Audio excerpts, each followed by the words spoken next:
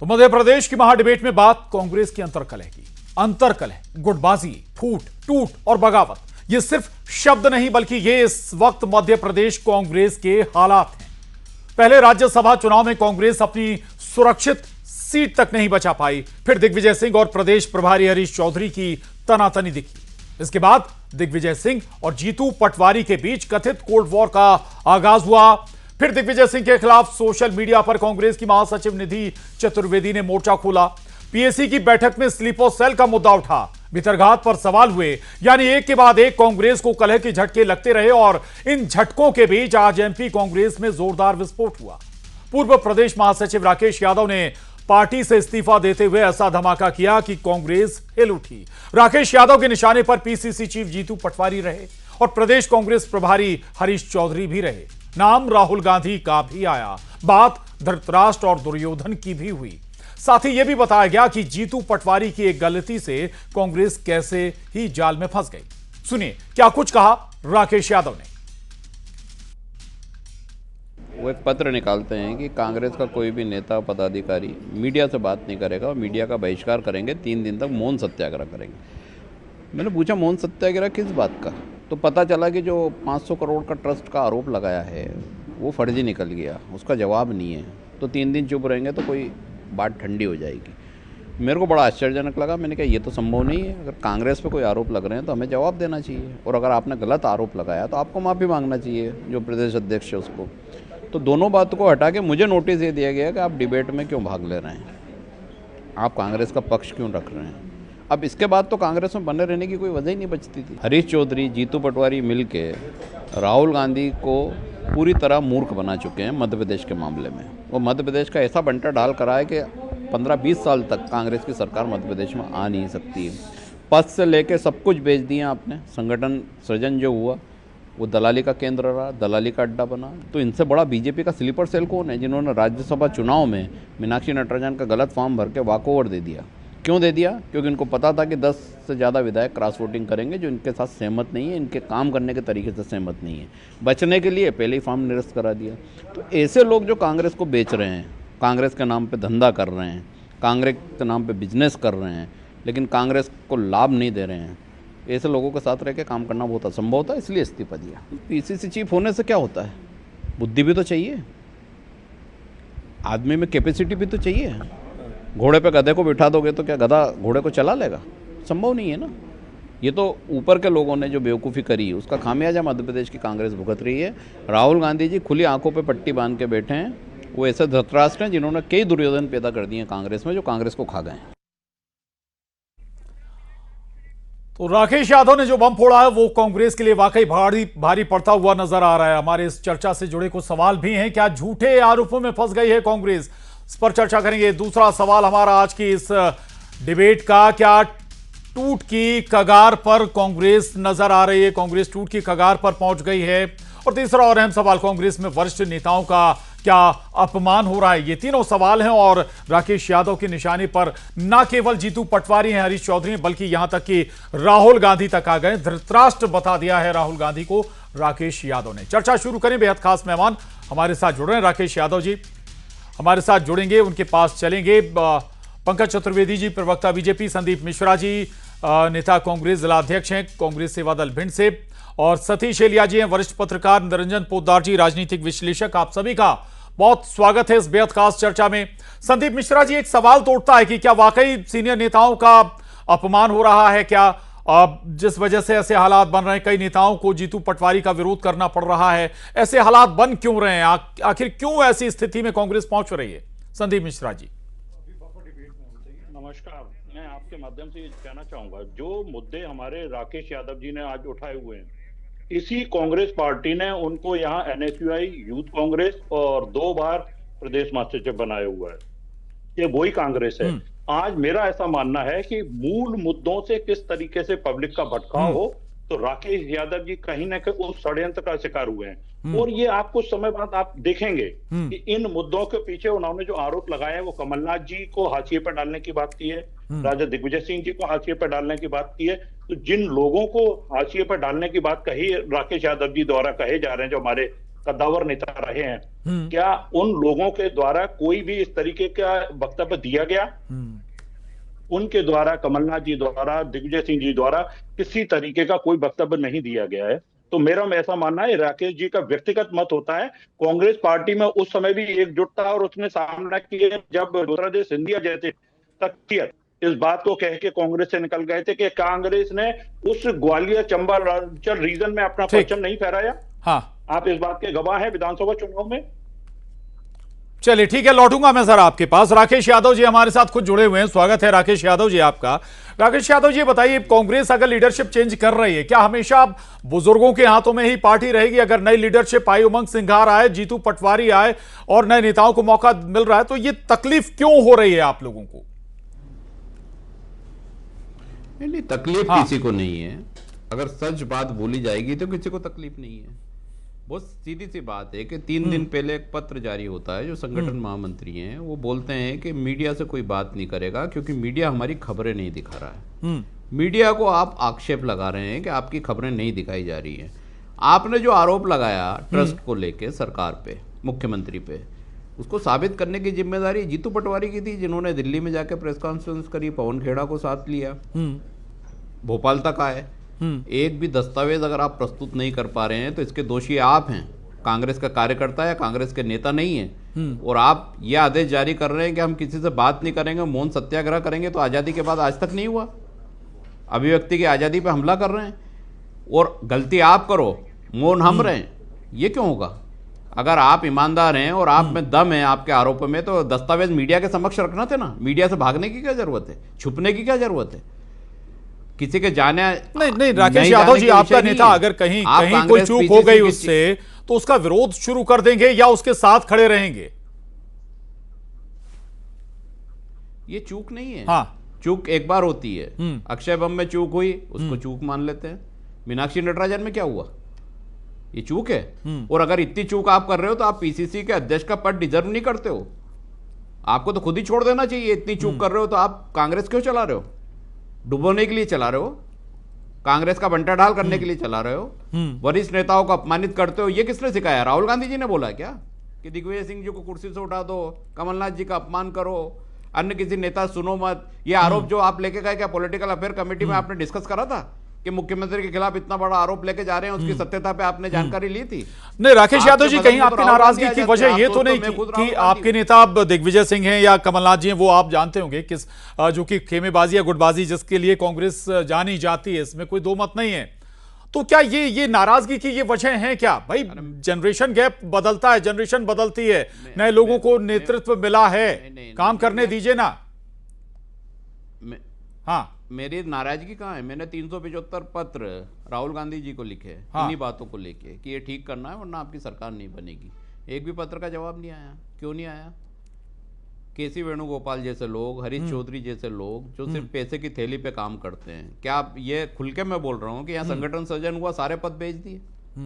कौन से पद में पैसा नहीं लिया है? कोई डिफेंडर लेके जा रहा है, कोई होटल में स्टारबक की कॉफी पी रहा है। नहीं, ये सारी बातें जब आप पार्टी से बाहर हो गए, आपने खुद इस्तीफा दे दिया, उसके बाद आप ये आरोप लगा रहे हैं राकेश यादव जी? नहीं। हाँ, अरे इसके पहले मैंने लिख के राहुल गांधी जी को भेजे, ऑन द मेल रिकॉर्ड पे हैं। आपको 375 मेल दे दूंगा। यही लिख के भेजा है कि जीतू पटवारी बर्बाद कर देगा कांग्रेस को। क्या नहीं लिख के भेजा? पार्टी लाइन के अंदर भेजा ना। जब कुछ नहीं हुआ और मुझे ही नोटिस दे रहे हो कि मीडिया से बात नहीं करोगे, तो फिर मैं क्या करूंगा वहां? ठीक है, इनकी ताली बजाऊं झूठे आरोप पे? बहुत सारे आरोप आपने लगाए, उन सब पे मैं आऊंगा, लौटूंगा, बात करूंगा। कुछ और मेहमान हैं, जल्दी जल्दी उनके पास जाऊंगा।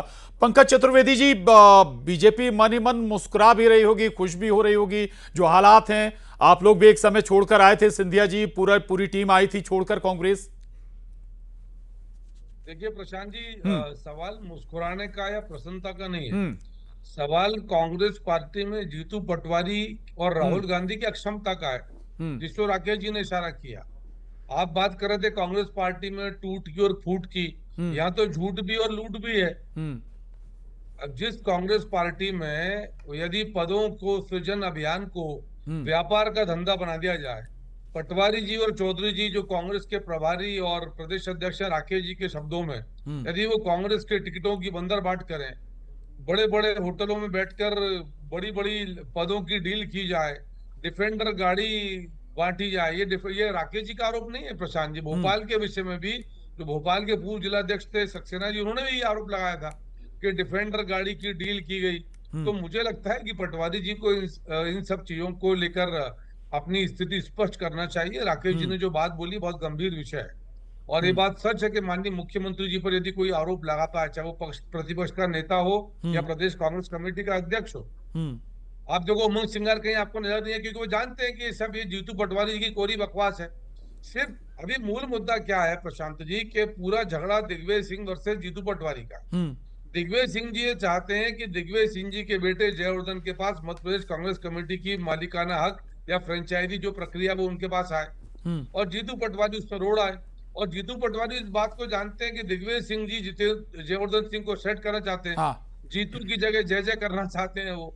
तो इसीलिए तो कुर्सी से हटाना, अपमान करना, कभी हरीश चौधरी। मैं दिग्विजय सिंह जी से मेरे मतांतर हैं, लेकिन प्रशांत जी मेरा इतना सा मानना है कि दिग्विजय सिंह जी, कमलनाथ जी मध्य प्रदेश के पूर्व मुख्यमंत्री हैं, वरिष्ठ राजनेता हैं, और सार्वजनिक मंचों पर उनका अपमान नहीं होना चाहिए। आप चलो छोड़ दीजिए उनको।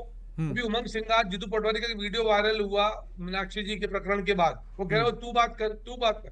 मतलब आपको लग रहा है कि वो मध्य प्रदेश का नेता प्रतिपक्ष या मध्य प्रदेश कांग्रेस कमेटी का अध्यक्ष? प्रशांत जी, हम और आप मित्र हो सकते हैं, अनुज हो सकते हैं, बंद कमरे हम कुछ भी बात कर सकते हैं, पर यदि मैं सार्वजनिक मंच पर हूँ तो मैं इस मंच पर भाजपा प्रवक्ता की क्षमता में हूँ, आप पत्रकार की क्षमता में। ठीक है, बिल्कुल ठीक बात, ठीक तरफ इशारा आप कर रहे हैं।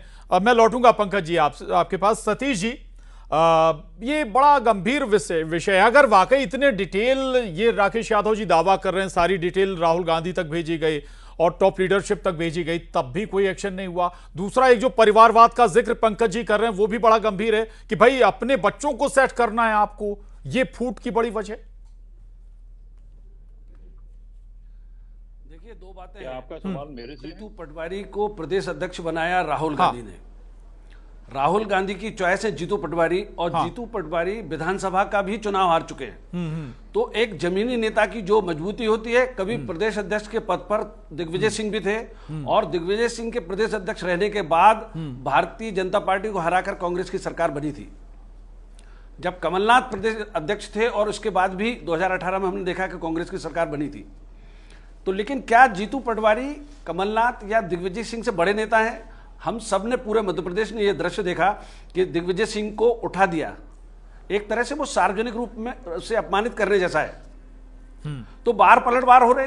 सामान्य तौर पर राजनीतिक दलों में अंदरूनी गुट होते हैं, अंदरूनी राजनीति होती है, लेकिन कांग्रेस में ये जो दृश्य हम देख रहे हैं, ये कम से कम भविष्य के लिहाज से तो ठीक नहीं है। कांग्रेस को अगर मध्य प्रदेश में कुछ करना है, राहुल गांधी को या उनका जो केंद्रीय नेतृत्व है, तो उनको कम से कम सारे नेताओं के बीच में समन्वय और एक सम्मान की राजनीति तो उनको करनी ही होगी। और जो यादव जी ने जो कहा, यही बात हेमंत बिस्वा शर्मा से लेकर तमाम लोग, क्योंकि राहुल गांधी जवाब नहीं देते हैं, राहुल गांधी तवज्जो नहीं देते हैं, वो उसी तरह की बात है। तो कांग्रेस को इस प्रदेश स्तर पर भी और राष्ट्रीय स्तर पर भी इस पर चिंतन करने की आवश्यकता है, अगर वो बीजेपी के सामने मुकाबले में रहना चाहती है तो। बिल्कुल बिल्कुल ठीक बात है। निरंजन पोद्दार जी के पास जाऊं, उससे पहले एक बार फिर मैं राकेश यादव जी से बात करूंगा। राकेश यादव जी, जो बातें निकल कर आई, एक तो पंकज जी की पूरी बात आपने सुनी, ऐसा लग रहा है कि शायद जीतू पटवारी को हटाने का एक मिशन चल रहा है और उस मिशन के आप हिस्सा हैं। देखिए, जीतू पटवारी को हटाने का मिशन होता तो जिस दिन वो बने थे उस दिन शुरू कर देते थे, क्योंकि हम तो उस दिन भी जानते थे कि उस पद के लिए डिजर्व नहीं करते हैं। जिस दिन कमलनाथ जी को हटा के जीतू पटवारी को बनाया था अध्यक्ष, उसी दिन ये लग गया था कि कांग्रेस का संगठन समाप्त हो जाएगा। फिर भी लगातार उनके साथ तालमेल करके कोशिश करी कि जो अच्छा कर सकते हैं वो करें। लेकिन हरीश चौधरी के आने के बाद तो, जिनका इतिहास है पंजाब में टिकट बेचने का, गूगल करेंगे तो आपको आज सामने आ जाएगा कि इनका क्या रिकॉर्ड है। जहाँ के विधायक हैं वहाँ भी इन्होंने एक मेघराज जैन को कांग्रेस पार्टी से निकलाया था, उनको कांग्रेस में वापस लिया गया है। अभी खुद की विधानसभा में जो इस तरीके धंधे कर चुका है, तो मध्य प्रदेश में आके कैसे क्रय विक्रय करेगा पदों का, टिकटों का, इसका अंदेशा तो पहले से ही था, जो अब साबित भी हो गया है।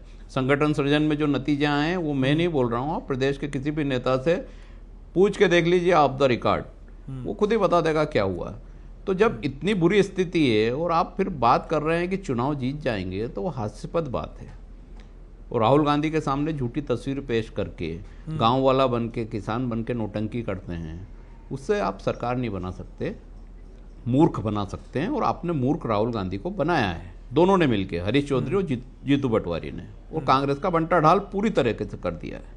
तो उसका खामियाजा तो भुगतना ही पड़ेगा। सिर्फ मेरे बाहर होने से कोई कांग्रेस को फर्क पड़ेगा, मैं कहाँ बोल रहा हूँ, मैं तो बहुत सामान्य व्यक्ति हूँ, मेरी तो कोई औकात ही नहीं है, मेरी तो वैल्यू नहीं है, ओबीसी का आदमी हूँ, मेरे को कभी भी लात मार के निकाल सकते थे। नहीं ठीक है, ठीक है, आपने मुद्दे को उठाने का जरिया तो मुद्दा तो आपने उठाया, चर्चाओं में तो आया। मैं लौटूंगा सर आपके पास। निरंजन पोद्दार जी, कांग्रेस को विरोधी दल की जरूरत नहीं है, लगता है दुश्मनों की जरूरत नहीं है, खुद उसमें इतने हैं।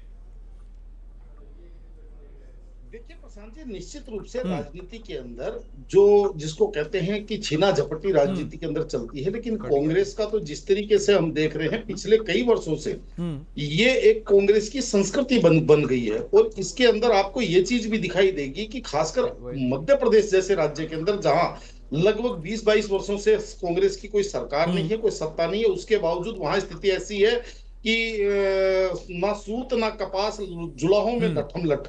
और आज कहीं ना कहीं जिस तरीके से अभी राकेश यादव जी बोल रहे थे, देखिए इसके अंदर मैं एक ही बात कहना चाहता हूं, चाहे इसके अंदर केंद्रीय नेतृत्व हो, चाहे इसके अंदर प्रदेश नेतृत्व हो, जब ये कहने से मेरा काम चलता है कि चुनाव चोरी हो गया, चुनाव ईवीएम मशीनों की वजह से चुनाव हार गए और चुनाव आयोग जो है वो बिक गया, कॉम्प्रोमाइज हो गया, तो कहने का तात्पर्य जब मेरा ये बातें कहने से मेरा काम चलता है, तो क्यों मैं संगठन की बात करूं, क्यों मैं पसीना बहाने की बात करूं, क्यों मैं परिश्रम की बात करूं, क्यों मैं राकेश यादव जी जैसे जमीनी नेता को सुनने की जहमत उठाऊं। उसके बाद में तो भैया जब मेरा मन भाया तो कुत्ता काट के खाया, जब मेरी इच्छा होगी तब मैं जाकर के और विदेश घूमने चला जाऊंगा, मैं चुनाव छोड़ करके बीच में मैं अपनी पिकनिक मनाने चला जाऊंगा। मैंने अपनी एक ठेकेदारी प्रथा के हिसाब से मैंने सारी की सारी ठेकेदारी कर दी।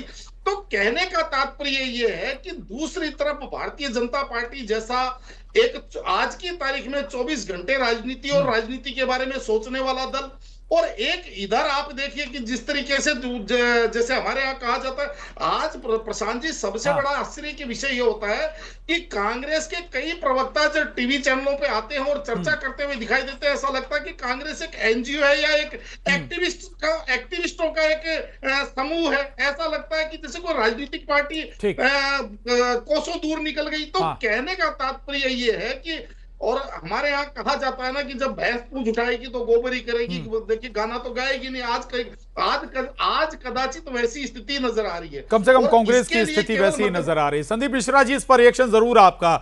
जो बातें, बहुत सारी बातें बोली हैं राकेश यादव जी ने, उनको दोहराऊंगा नहीं, लेकिन एक बात यह भी थी कि मीडिया में नहीं आना है। आप आ गए, अच्छी बात है, धन्यवाद। कई बार ऐसा मुद्दा कहीं ना कहीं एक डिसिप्लिन हमें अंदरूनी व्यवस्थाएं बनाने के लिए किया जाता है। उसका मतलब ये बिल्कुल नहीं है कि राकेश यादव जी द्वारा उठाई गई बातों को हम नेग्लिजेंसी में डालते हैं। लेकिन अभी हमारे साथी प्रवक्ता ने बताया कि कहीं ना कहीं जीतू पटवारी के चुनाव हारने पर उन्होंने बहुत बड़ा क्वेश्चन मार्क किया। मैं आपके माध्यम से जानना चाहूंगा, अगर चुनाव हारने से कैपेसिटी या आदमी की कैपेबिलिटी कम होती है तो हिमाचल प्रदेश में मुख्यमंत्री कौन बना था?